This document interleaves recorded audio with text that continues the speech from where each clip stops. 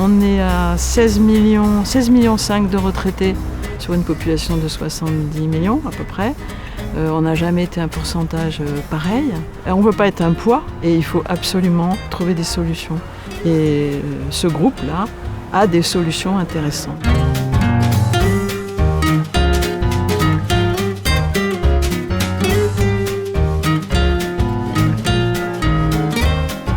On va faire un habitat participatif de vieilles ou de vieux, puisque c'est ouvert à tout le monde, mais pour trouver l'intergénérationnel, on va aller dans un immeuble. C'est réservé au sein d'un immeuble de 40, 50 logements, avec des jeunes, des vieux, toute catégorie de personnes. On réserverait une dizaine de logements dans cet immeuble. Comme ça, on serait entre nous pour pouvoir s'entraider, mutualiser, nous stimuler, parce que pour nous, ça nous paraît très important.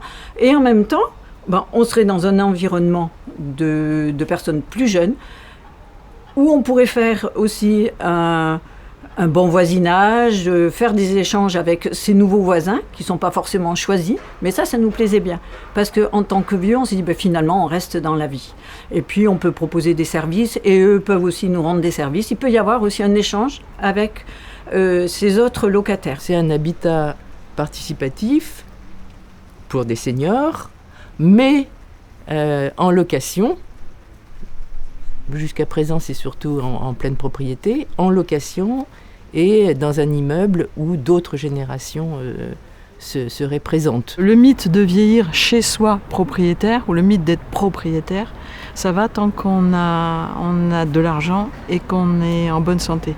Mais à partir du moment où on décline, on n'a pas forcément les moyens d'entretenir son patrimoine. Et une des sagesses de ce groupe, c'est d'avoir compris ça très vite et donc se dire on transmet ce qu'on a si on a quelque chose et on s'installe comme locataire jusqu'à la fin.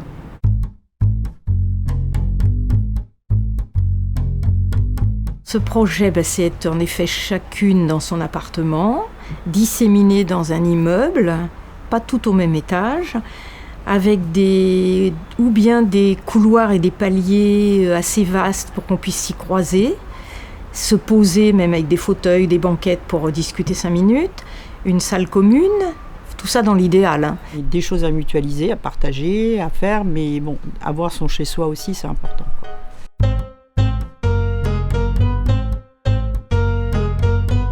Dans notre vie quotidienne, on n'est pas que des vieux. Dans notre vie, on rencontre des gens de toute tranche d'âge et ça, on tient à le maintenir parce que c'est hyper important pour la dynamique du groupe. Et puis, rien que des personnes âgées, c'est mortifère. Pour moi, c'est mortifère. Ça tourne toujours les mêmes points, les douleurs. Tu te retrouves avec des gens qui ont ou ton âge ou dans la génération. Voilà. Et à un moment donné, on se voit décliner les uns les autres. Et ça porte pas, quoi. Enfin, quand je dis ça porte pas, je me dis peut-être qu'on y sera à un moment donné, mais au moins essayer maintenir cette dynamique le plus longtemps possible, quoi. D'être encore dans la vie, quoi. Pas être entre vieux déjà, surtout pas. Être avec des familles, des jeunes, des étudiants, En effet, ça veut dire qu'il y aura un peu de bruit, il y aura du mouvement, mais c'est pas grave, hein. C'est la vie, quoi. La spécificité de notre projet, c'est la mixité locative sociale. En fait, nous avons des revenus très différents. Et pour faire de la location, donc on relève du logement social, du logement intermédiaire et du logement libre. C'est aussi à un moment donné de se dire, sortons de ces systèmes de ghetto où on met les gens de telle ressource dans tel endroit, les gens de telle ressource dans tel autre, parce que là aussi on casse cette possibilité de solidarité, de partage, et voilà. Et donc,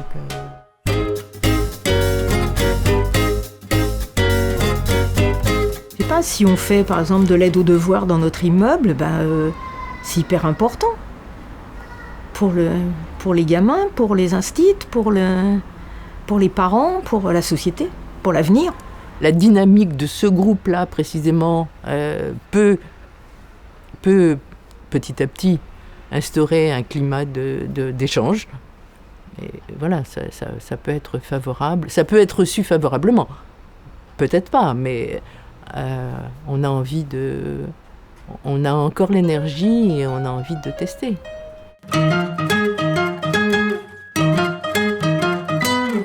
Eh bien, je pense que c'est quand même un projet qui coupe l'individualisme, qu'on nous dit qu'on est tous très égocentriques, etc. Moi, je ne crois pas. Il faut être à plusieurs pour pouvoir aller vers les autres, se sentir épaulé. Le fait de se retrouver côte à côte avec toute la panoplie des âges de la retraite, entre des personnes qui ont 60 ans et d'autres qui ont 80 ou voire plus, c'est quasiment toute une génération qui vit côte à côte, donc certains sont plus en forme, d'autres le sont moins, et c'est basé sur l'entraide, et donc se rendre mutuellement des services, chacun donne ce qu'il a à donner. On s'engage un peu à organiser une vie sociale, donc je pense que ça peut se passer que mieux.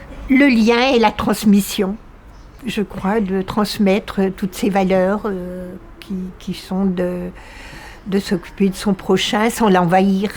On a envie de partager plein de choses avec les gens, voilà. Donc, quel que soit l'âge. Et puis bon, parce que chacun dans nos parcours, on a des savoir-faire, des savoir-être, etc. Enfin, bon, et ça, on se dit, on a envie de le partager, quoi. C'est un groupe qui peut avoir un regard bienveillant sur ce qui se passe dans l'immeuble et tenter de désamorcer d'éventuels conflits. Bonjour, tu as un problème, tu viens, tu as besoin. Je veux dire, c'est pas la peine d'inventer des choses. Les choses se font aussi spontanément. Tiens, vous voulez sortir ce soir, je vous garde les enfants. Par contre, moi, j'ai un truc à accrocher. Est-ce que tu peux venir avec ta perceuse ? Et même, on envisage même de faire des repas partagés. Donc moi, ça m'intéresse beaucoup. Le fait qu'on se fasse confiance mutuellement me donnera une sécurité. Parce que je crois que j'ai besoin de sécurité affective et je ne veux pas dépendre de mes enfants. Donc je sais que les personnes m'aideront si... Et je prépare même l'idée que je peux aller en EHPAD, vous voyez... mais je serai accompagnée par des personnes bienveillantes. Ça ressemble à une famille élargie. Pour moi, je trouve, c'est une famille élargie, mais qui ne retombe pas toujours sur la même personne. Ce n'est pas un aidant tout seul. Et puis, on pense qu'on demandera de l'aide des structures sociales autour de nous, quoi.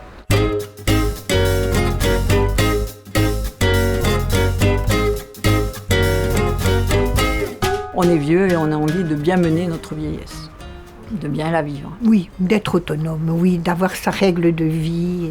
On pourra adhérer à des propositions, mais pas que ce soit quelque chose qui soit imposé. On veut être prise en considération pour aujourd'hui et avoir notre mot à dire pour demain, y compris parce qu'on s'aperçoit que les solutions qui existent aujourd'hui pour les personnes âgées sont...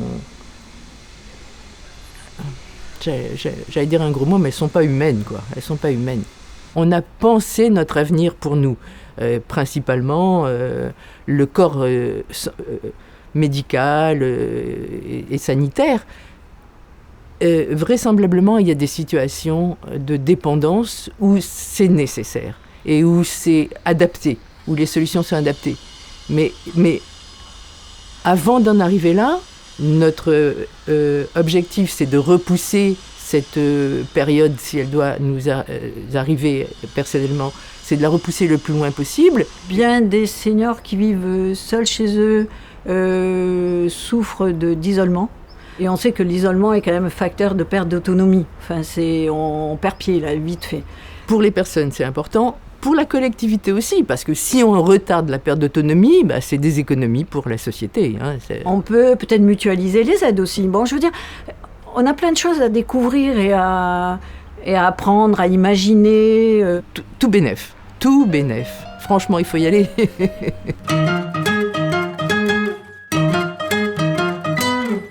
J'ai l'impression de travailler sur mon projet de vie. c'est quand même, oui, c'est de partager des choses. Enfin, je veux dire, c'est extrêmement stimulant. Je veux dire, on apprend plein de choses. Effectivement, déjà, on se stimule entre nous, puisque, bon, on a présenté des concours, tout ça, ça demandait énormément de travail, ça nous oblige à réfléchir.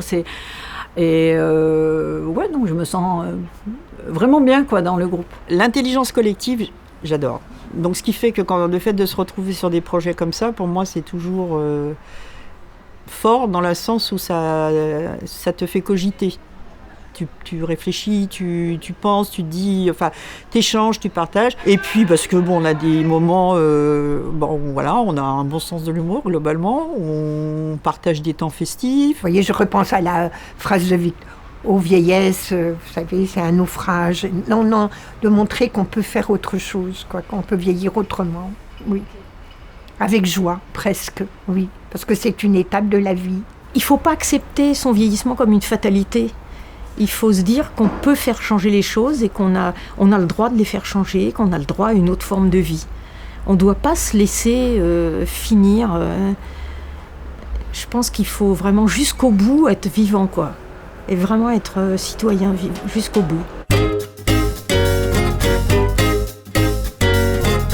De toute façon, je crois que notre génération, on a dit non, un non massif à l'EHPAD.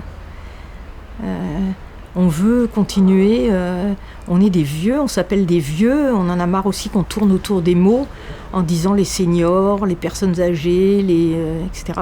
Non, on est des vieux comme il y a des jeunes et on veut continuer à vivre, à choisir déjà, et qu'on ne choisisse pas pour nous. Parce que jusqu'à présent, en effet, les vieux, c'est ou bien la famille qui choisissait pour eux, ou bien la société. Et ça, c'est non. Il y a quand même une espèce d'infantilisation des personnes âgées,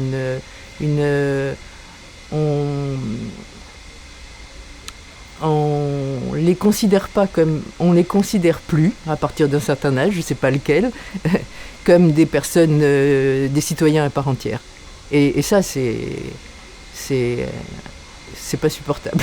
Je fais encore partie de la vie et on cherche quelque chose, on discute, on réfléchit sur le vieillissement et j'ai l'impression d'avoir à nouveau une importance, c'est un peu prétentieux aussi, d'avoir à nouveau un rôle, quoi.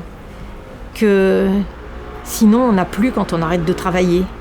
Ce groupe réunit des personnalités très différentes les unes des autres et pourtant elles ont ça en commun que de vouloir rester acteurs de leur vie. Se dire, plus ça sera porté par les personnes acteurs de leur, là, en l'occurrence de leur vieillissement, plus je pense que ça aura d'impact et de force, quoi. Je pense qu'il faut que ça vienne de nous, en effet. Parce que personne ne l'inventera pour nous.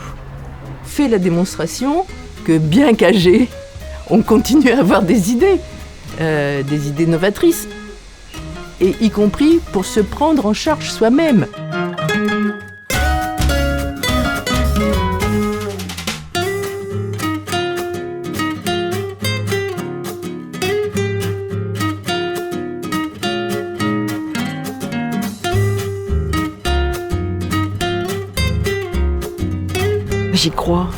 J'y crois parce que je sais que pour beaucoup de personnes, pas tout le monde, mais pour beaucoup de personnes, il y a beaucoup de personnes qui attendent, qui souhaitent se retrouver avec les autres et partager des moments de partage, de convivialité, d'entraide, etc.